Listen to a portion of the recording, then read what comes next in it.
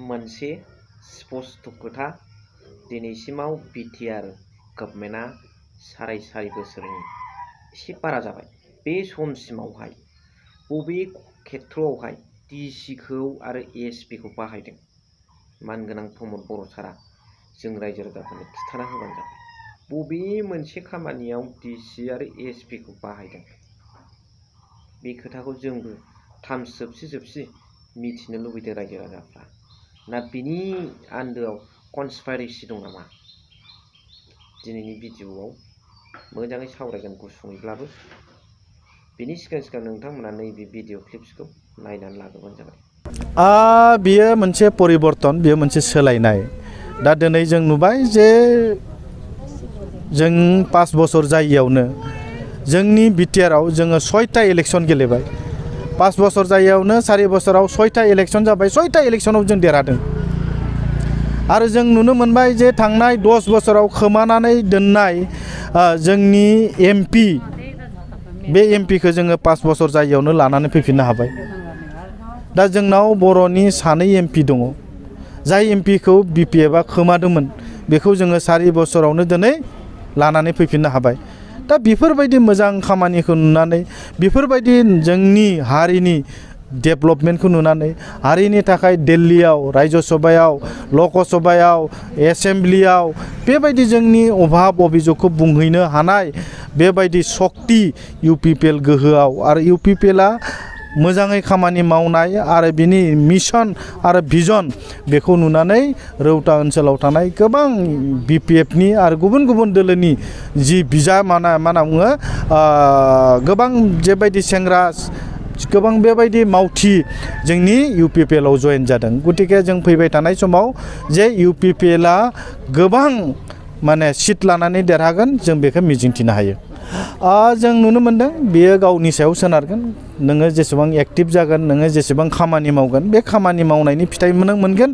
मोजां खामानि मावोबा मोजां खामानि मावनायनि फिथाइ मोनगोन। गाज्रि खामानि मावोब्ला गाज्रि खामानि मावनायनि फिथाइ नोङो मोननो हागोन। दा बेखायनो जोङो दिनै रायजो राजाफोरनि मोजां खामानि मावदों। बे मोजां खामानिनि फिथाइखौ रायजो राजाफोरानो बोर होगोन। Hello' everyone, once again welcome back to the channel. दिनैनि गोदान भिडिअ नोंथां बयखौबो गोसो गोथारै बरायदों, लोगोसे आसा खालामो इसोरनि अननायाव नोंथां बयबो मोजां दं। एसे देहा साबखांदों जे डक्टर निलुत स्वर्गियारि इएम बिथां सारा सासे गोरों गोरा इएम, बिनि सायाव आंहा इसिबां बुंनांगौ गैया। आरो नैबे क'क्राझार रामफलबिलाव नैबे दैनि आंखाल जादोंमोन मोनसे समावहाय। रामफलबिलाव बेवहाय आथियाबारि होननाय जायगायाव आरो दावराव देख्रेब सारमोना आरो निलुत स्वर्गियारि सारमोना जोबोद मोजां रायजो राजाफोरखौ दैनि आंखालनिफ्राय रैखा खालामदों। एकदम आंखालथार समावनो आलादा एंगेलजोंबाबो बिथांमोना रैखा खालामदों। बिनि थाखाय जोबोद साबायखर। मानोना दैनि आंखाला साधारन आंखाल नङा। डक्टर निलुत स्वर्गियारि सारनि जे हाबा मावनाय, दैनि आंखालनि समाव जे हाबा मावदों सरकारनि फारसेनिफ्राय, गभर्नमेन्ट अफ भालरपरा बिथाङा जाबादि खामानि मावदों, बेफोरखौ नुनानै बे एट्राकसन जानानै रायजो राजाफ्रा राजनितिक दल नालाय हाबनाय ओंखारफिननाय, बहाबा हाबहैनाय बे जाखायो। बेनिफ्राय थार बाथ्राया जाहैबाय प्रमद बर' सारखौसो बुंनांगौ।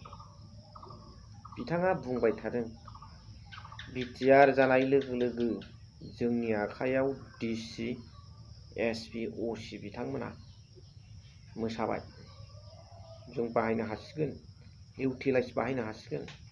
दा जों रायजो राजानो बिथाङा मोनसेल' एग्जाम्पल होथों, बबे मोनसे खामानियाव डिसि, एसपि, असिखौ बिथाङा बाहायफेरदों? ना इनकाउन्टार होनायावनो होबथानो हादों फन हरनानै एसपिनो?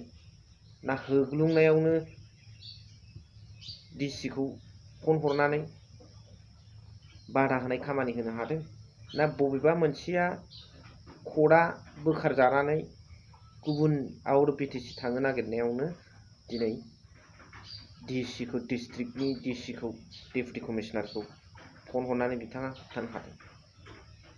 बबेबा थानानि असिखौ फन हरनानै बबेबा फेक इनकाउन्टारनि सायाव, बबेबा बन लायनायाव गावजानायनि सायाव, बन लायनायाव साइकेल दानस'जानाय खेथ्रआव बादा होनो हादों ना फरेस्ट डिपार्टमेन्टनि बिफानगिरिफोरखौ आखाइ मुथियाव लानो हादों बिथाङालाय?